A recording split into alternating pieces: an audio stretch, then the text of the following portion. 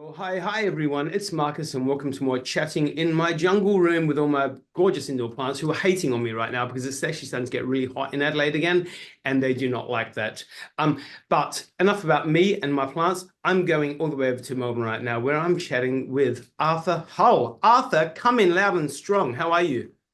I'm very well, Marcus. How are you? Not too bad. And I know that you're in Melbourne at the moment doing your thing, you're doing your rehearsals and all that, but it's not going to be long before you get to Adelaide for the 2025 Adelaide Fringe. Are you excited for it? Oh, I'm so excited. I've been to Adelaide many a time. It's the best time of the year. It's going to be so much fun. Yeah, I'm ready. And you're going to be a busy guy because you're not doing one show, you're actually doing two shows. We're going to talk about both of them. One of them is called Flop, and one is called Mojo and Jimmy. Let's talk about Flop first. Tell us about Flop. So Flop is my show. It's a 1 hour one man show in which I discover the best songs from the worst musicals ever written. And so this all started when I was thinking about these. You see so many of these musical theater performers come on stage and they sing all the hits. They sing Phantom of the Opera and Cats. They sing these big numbers that we've heard a million times. But as a musical theater nerd and lover, uh, I know many, many shows that haven't got the critical or theatrical or financial acclaim that some of these big shows have, but still have incredible songs. And that's where the kind of idea started. And the more and more I looked into it, the more and more I fell in love with the idea. And yeah, from there we've got a whole show from it. It runs from the 4th of March to the 16th of March at the Spiegelzelt in the Garden of Unearthly Delights. Iconic venue. It's incredible. But so, in your opinion, what do you think is the biggest musical theatre flop? Oh, I mean, it depends on how you define a flop, but I think anyone who's in musical theatre will know about this show, and specifically because it was such a failure, and that is Spider-Man: Turn Off the Dark. Um, it's it's ridiculous. It's like you think about it, and it has the highest budget ever at $70 million. It was Wow. the music was done by Bono from U2 and The Edge. Julie Taymor, who was the director, also adapted The Lion King to stage, which is the most successful musical of all time. And you think this this should be a hit. This should be the biggest musical ever. And then it hits Broadway, and then it hits a couple of other records. One being the most ever previews at 183. Wow. It also gets the most money lost at $60 million. And also, there's lawsuits and injuries. Like a guy lost his feet from doing a stunt in the show. It's like it's baffling. Yeah. But there is this one song. There's this one song, and I really do mean one song for this one, um, where Mary Jane is singing to Spider Man, and it's this beautiful kind of love ballad, and it is a gorgeous piece of music, and that's the song I sing in the show. Um, yeah, and I'd say that's the biggest flop. So, well, I mean, obviously, I mean, your musical theatre, so I mean, that could be the biggest flop. What do you think would be your favorite musical? What's the standout one for you? My favorite musical of all time is The Producers, Uh, Mel Brooks. When I was very young, I grew up watching that movie. I've watched all the bootlegs with Nathan Lane and Matthew Broderick. It's one of the things that really got me into musical theatre. yeah. And then as I got older, I kind of really got into Dear Evan Hansen and Hamilton, as many, many young musical theatre performers have. And from there, it just grew. But yeah, but I can't go past The Producers. Yeah, love it. So, your second show, which is called Mojo and Jimmy, is in Gluttony. So, we're jumping across the road now. And that's going to be running essentially, well, the entire time of Adelaide Fringe, but only on the weekends from the 22nd of February to the 23rd of March at the Virago. What is a Mojo and Jimmy all about? So Mojo and Jimmy is a kind of kids magic show. It was made by Dom Chambers, who is also doing a show in Gluttony, and Simon Coronel, who is the world champion of magic.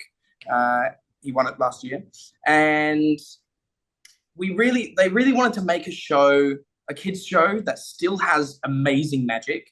So it's a kids show that adults can also come to and go, man, I don't have any idea how that's done. Yeah. And it's super exciting for me. You know, I'm getting to work with some like really awesome people that have some really great success in these fringes and just in general. I'm also working with Jen, who is playing Jimmy, and we've just like hit it off. We're best friends now, and it's gonna be so much fun. Oh, wonderful. So the Adelaide Fringe, I mean, like you said, you come over to Adelaide quite a bit. You've experienced Adelaide Fringe many times. What is it about Adelaide Fringe that really stands out for you, that draws you back? It's the people. It's always the people. You know, the experience of going to Adelaide and getting to meet, you know, people that you would just never get to meet in your life anywhere else. And you know, um, there's this kind of collective hive mind that happens in Adelaide where everyone realizes this isn't quite real life. This is it's almost like a video game. You just get to go and really experience what Fringe is like, and then that's what I love about it. It's just the most fun. Now, let's go all the way back to 2024, which feels like a decade ago already. It's bonkers. I can't Right. We're in February already, but 2024 was a massive year for you. Of course, you appeared on The Voice Australia, and you know you very much caught the eye of Adam Lambert. Well, I mean, all of them loved you. You know, guys, all of them. Guy Sebastian, all of them. But how was that heady time for you? Because that was pretty insane, and like you slammed out some incredible performances. Most of all, Rocket Man, which was just outstanding. But one of my personal favorites was Bruno Mars's When I Was Your Man. How was that time for you? It was incredible. I mean, it was the most fun. Uh, I think The Voice has given me like some really, really valuable experience. I met some really great people there that I'm still friends with to this day. And it was also such a busy time for me, not only because of The Voice, but I was doing Flop for the first time at the Melbourne Fringe when my final episode aired. I couldn't watch it. I was doing Flop. And you know, and that I feel like that is so exciting to me, you know, as a young artist to feel like, you know, you're booked out so much that you can't watch yourself on the telly is, Wow. you know, is a great feeling. And yeah, on top of that, you know, I only have good experiences from it. That's so cool. I mean, 'cause, I mean, you've gone, you know, I mean, you everyone knows you now, let's be honest. How have your family and your friends responded to your, you know, your incredible career these days? Oh my God, that's such a great question. My family and my friends are my, you know, backbone. I would not be where I am, especially without my parents. I love them more than anything. They are not only my parents, but they also producing my show Flop. And on top of that, like managing whatever, you know, the emails and the contracts and all of that stuff. You know, the most organized of people could not manage everything that's going on, and I am decidedly not organized. um, you know, they are my lifeblood, and it would be an impossible task without them. And you know, it's exciting for everyone though. It's very exciting, That's and it's yeah, but it's also quite daunting. You know, it's scary to be taking, you know, feel like something's happening. It's really, you know, it's, you know, a bit of the imposter syndrome, a bit of the kind of doubt about whether what you're putting on the stage is worth putting on the stage, and having those people around you is integral to being able to put a great work out, because you know they can be brutally honest with you and yeah. say, listen, that's great, or that's not great, and then you change it, make it better. But yeah, I wouldn't be where I am without those people. And of course, you've had a history with, you know, circus performance as well. Is that still a major part of your life? Yeah, absolutely. I still live in Albury, where the Flying Fruit Fly Circus is, which is where I trained for 11 years. Yeah, It's a massive part of my life. yeah, It will never not be.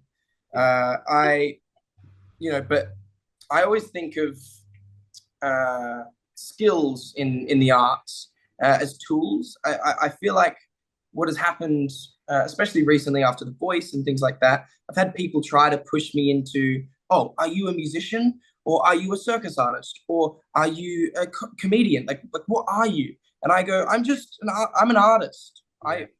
I create things that I want to create, and I have many different tools to be able to create that thing that I want to create. One of them is circus. One of them is music. One of them is comedy. It's just many different things. Um, yeah, but circus will always be a big part of my life. Not least because I'm, very deep in the circus community. When I go to Adelaide, I will know half of the circus performers that are in Adelaide. Yeah. Just simply because I've lived it for so long. It's the annual catch up that everybody has over here. Absolutely. Yeah, exactly. Obviously your voice is phenomenal. Your voice is absolutely brilliant, which is obviously why you're on the show called The Voice. But and I'm sure many people are aware of this as well, but you're an incredible pianist. Incredible. So is part of the show Flop going to have you being the musician as well? Very much so. So Flop is completely created by me, and all of the music is either played live, created using live looping, or it's a track that has been recorded and produced by me of another song. Yep. And there is also original songs in the show, but for all of the big musical theatre numbers, it is either done live or it is my track. Arthur Hull, what an absolute delight. I cannot even wait. It's all going to start very soon. We've got Flop, which is 4th of March to the 16th of March at Spiegelzelt in Garden of Unearthly Delights. And we've got Mojo and Jimmy at Gluttony from the 22nd of February to the 23rd of March at the Virago. Everyone get on to adelaidefringe.com.au and grab your tickets because Arthur Hull is an absolute talent. Arthur, I can't wait to catch up with you when you get here. It's going to be fun. Thank you so much, Marcus. It's going to be so much fun. Can't wait. Have fun, be kind, be safe, and enjoy your rehearsals. Yeah, I will.